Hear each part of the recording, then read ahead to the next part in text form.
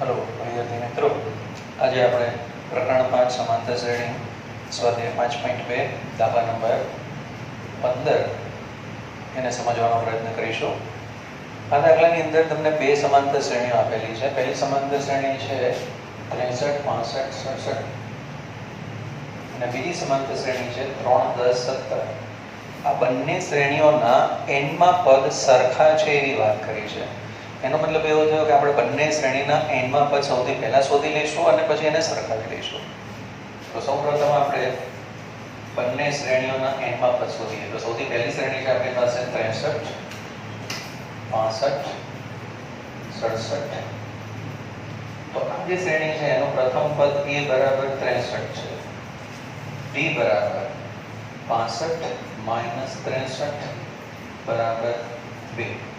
આપણી પાસે dn બરાબર 2 આવી ગયા. n નું પદ શોધવાનું છે, મતલબ કે an આપણે શોધીશું. હવે આ શ્રેણી માટે આપણે સ્મોલ a b d એવી રીતે a d અને an લીધા છે. બીજી શ્રેણી માટે આપણે અલગથી લઈશું. સૌથી પહેલા તો આ જે શ્રેણી આપણી પાસે છે એનું an નું પદ શોધી નાખીએ. તો an બરાબર સૂત્ર આપણે જાણીએ છીએ a n - 1 ગુણ્યા d.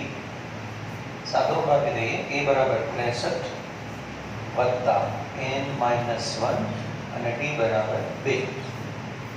આ કૌંસ હંમેશા કરવો જેથી કરીને ક્યારેક માઇનસમાં આવે ત્યારે ભૂલ ન પડે. સાદુરૂપ આપીએ આપણી પાસે આવશે an બરાબર 63 વત્તા આ બેનો ગુણાકાર છે n અને -1 સાથે કરીશું તો 2n -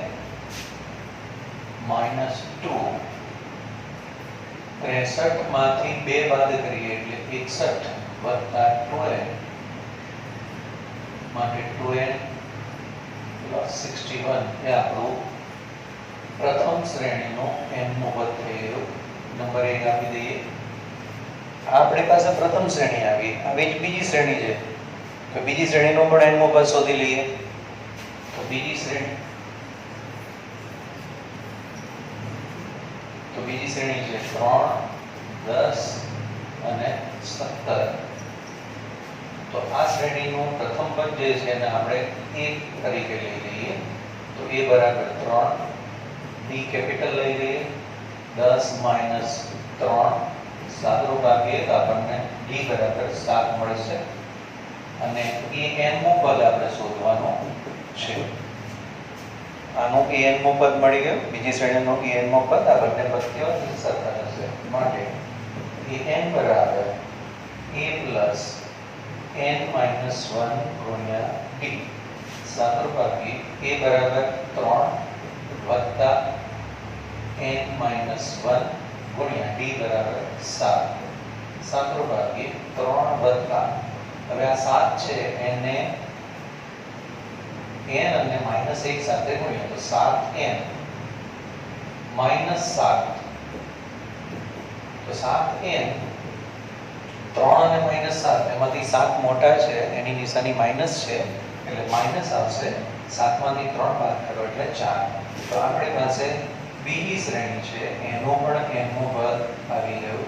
આ બંને પદોને આપણે સરખાવવાના છે કારણ કે આપણને રકમમાં વાત કરી છે કે n માં પદો સમાન છે એટલે બંનેને સરખાવીશું અને આપણને n ની કિંમત મળી જશે કે કયું n નું મૂલ્ય આપણે શોધવાનું છે તે.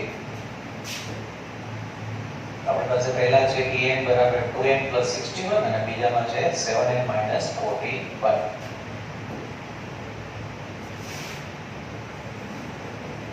તો અહીં બંને શ્રેણીના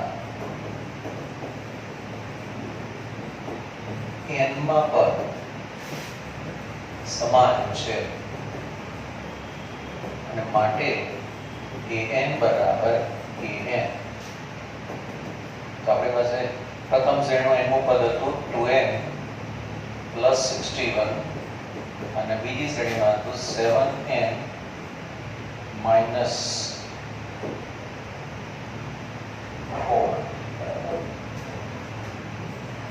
બંનેને સરખાવીએ.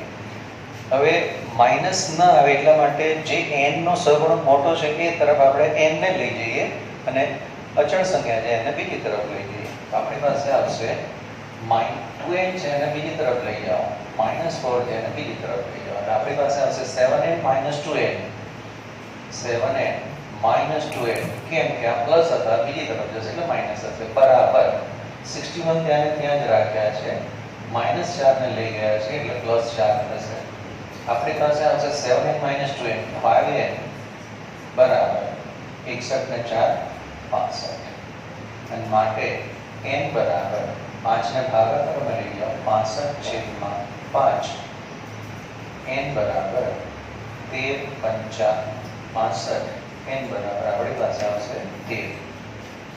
તો અહીંયા આગળ આપણે કહી શકીએ કે આપેલ બે શ્રેણીના 13મા પદો સમાન હશે એટલે છેલ્લે આપણે જવાબ તરીકે લખી શકીએ કે માટે આપેલ બંને શ્રેણીના 13મા પદો સમાન થાય. આપણો બહુ સરળ હતો. ખાસ એ વસ્તુ યાદ રાખવાની છે કે બંને શ્રેણીના n માં પદો સરખા છે. આ બાબતને ધ્યાનમાં રાખીને આ દાખલો ગણશો તો કોઈ પણ પ્રકારની તમને સમાંતર શ્રેણી આપી હશે તમે આ દાખલો સરળતાથી ગણી શકશો. આશા રાખું છું કે તમને ખબર પડી હશે. Thank you. આભાર.